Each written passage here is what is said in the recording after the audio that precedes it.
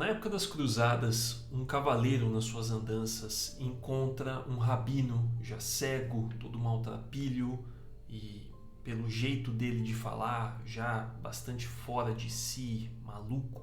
E esse rabino entrega para o cavaleiro um livro em branco e dizendo para ele que ele é uma espécie de salvador da humanidade, pede para ele espalhar o seu fogo por onde quer que ele passe. É assim que começa Temple of Shadows. Bom, esse disco nasceu numa ocasião super diferente para o Angra, que é uma das minhas bandas favoritas e com certeza uma das bandas mais importantes do metal brasileiro, não só aqui no Brasil, como fora do Brasil também. Mais ou menos uns 3 ou 4 anos antes desse disco ser lançado, a banda passou por uma reformulação muito grande. Ficaram os 2 guitarristas e entrou vocalista, baixista e baterista novos. E eles fizeram um disco que teve muito sucesso, que foi Rebirth. Na época, o pessoal que gostava bastante do Angra ficou ali apreensivo do que ia acontecer, se a banda ia parar, se a banda ia continuar.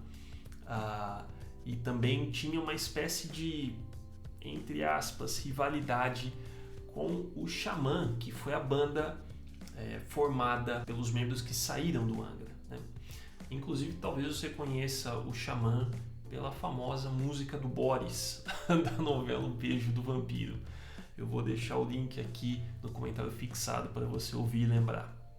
Bom, depois de lançar esse disco e acalmar um pouco os ânimos, o Angra decidiu fazer algo completamente diferente do que vinha sendo feito. E hoje em dia o Temple of Shadows é um dos discos mais aclamados deles, com certeza, mas no começo não foi bem assim. Demorou um tempinho até que, pelo menos o pessoal que eu conheço, né, pudesse digerir o disco, porque ele tem muitas influências de música espanhola, música clássica, várias coisas bastante diferentes, ritmo latino, e ele trata sobre um tema bastante denso. Foi uma experiência diferente para as pessoas quando o Temple of Shadows foi lançado, e como tudo que é diferente, tem uma certa resistência inicial. Temple of Shadows conta a história do Shadowhunter, ou Caçador das Sombras, que é um cavaleiro que nessa época das cruzadas da Igreja Católica, conquistando ali Jerusalém, né, a Terra Santa, ele se vê num dilema, né? Ele encontra esse rabino que eu comentei agora há pouco e ele começa a questionar a própria fé dele, a própria devoção, e ele começa a criar uma nova religião. E aqui vale o mesmo aviso que tem no clipe do Michael Jackson, né? Essa obra não reflete as minhas crenças pessoais. Mas mesmo assim é uma história super interessante que me trouxe diversas reflexões muito importantes. Bom, o Shadowhunter acredita que Deus e o diabo são a mesma pessoa e que quando ele faz coisas boas as pessoas dizem que é Deus, quando ele faz coisas ruins as pessoas dizem que foi o diabo, e ele passa a vida correndo atrás de sombras, digamos assim. Ele é perseguido pela guerra, ele é perseguido pela igreja. Nesse meio tempo, ele consegue formar uma família com esposa, filhos, e pouquíssimo tempo depois ele se vê enterrando essas pessoas que ele tanto amava por conta da guerra. As críticas que o disco traz para a religião, na minha opinião, tem muito mais a ver com o que é pregado e o que é feito. Então, a boca fala sobre paz enquanto a mão está matando.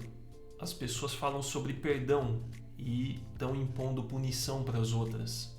Todas essas coisas formaram o caráter do personagem e os questionamentos dele.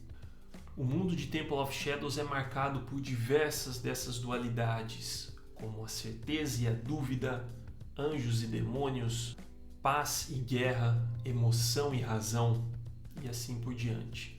A gente faz uma viagem e encontra, junto com o Shadowhunter, pessoas bastante diferentes. São judeus, católicos, muçulmanos, são cavaleiros, são pessoas simples do povo, são líderes, são subordinados. É um mundo que ao mesmo tempo é tão medieval, tão diferente do nosso, mas também é muito parecido com o que a gente tem hoje em dia.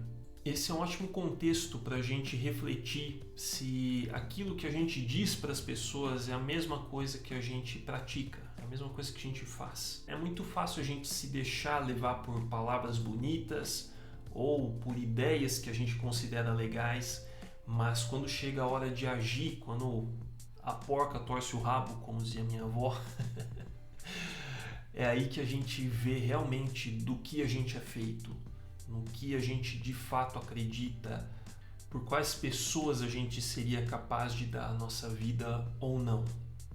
O disco, como eu falei, tem diversos momentos diferentes, tem algumas participações especiais e a que eu quero destacar é a da última música, ou penúltima na verdade, que encerra a história e tem uma participação belíssima do Milton Nascimento. Nessa música, o Shadowhunter, depois de conhecer tantas pessoas, de conversar com várias delas e divulgar sua nova religião, sua nova maneira de pensar, depois de enfrentar poderosos e conhecer gente humilde e lidar com todo tipo de pessoas, os últimos dias dele são sozinhos numa cela de prisão. Os últimos minutos de vida do Shadowhunter são marcados pelos mesmos questionamentos que ele teve a vida toda. Será que eu estou certo? Será que eu estou errado? Será que eu fiz bem? Será que eu fiz mal? E ele morre com essa dúvida. Ao longo de toda a história humana, é muito fácil a gente apontar aqueles momentos em que a intolerância foi tão grande que dá até vergonha de ser um ser humano. E o fato curioso é que essa é uma das coisas que existem de parecido entre aquele mundo do Shadowhunter e o que a gente vive hoje em dia.